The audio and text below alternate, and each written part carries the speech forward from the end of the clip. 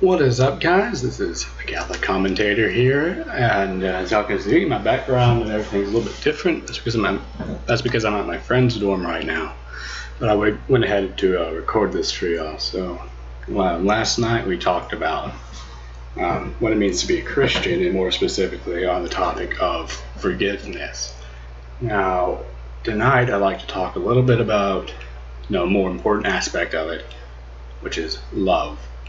Now, love isn't what a lot of people think it is today, at least in this country. Love isn't just a feeling, it's an action. It takes the will to love. It's the willingness to sacrifice for the other, to do what's best for them, even if it's gonna cause you, some trouble or hurt you a little bit or whatever. Love is the will to do what's best for the other. And before you can love anyone, you have to love God, because God is love. And if you do not love God, you cannot really truly love others. Loving God, for this whole talk, for the whole series that I'm doing right now on what it means to be a Christian, is love of it is the very foundation of it. Love for God. Because once you start to love God, or try to, everything else that I'm going to be talking about in the upcoming episodes and the last one starts to come together. Because you will want to please God, and that's what pleases Him. It's the most important part of it. And many people today don't understand what it means to love someone. They think it's a feeling, and it's not. And I'm sorry if there's a lot of background noise, by the way, because there's a fan on in here. It's pretty hot today.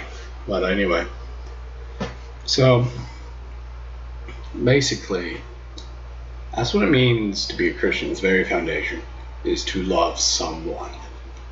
And these acts of love are, forgiveness, helping someone, giving advice to people, that kind of stuff. Stuff you see in a lot of humanitarian stuff nowadays. But see, the problem with humanitarianism is that it's very centered on humans, focused on us, glorifying us for the sake of it. So, many people say that Mother Teresa was a humanitarian. I saw a movie that said that the other day. I saw a commercial for the movie that said that the other day, and she's really not. She did it all for God. And that's when you start to love God, is whenever you start to do everything for Him. And this is a sign of it. But you have to take that initiative to love God. It's your choice. I can't choose for you, nor can anyone else. Okay? You can't choose our other people either. Alright? It's strictly by choice. You can't force it on anyone, okay? First off, it's going to turn them away.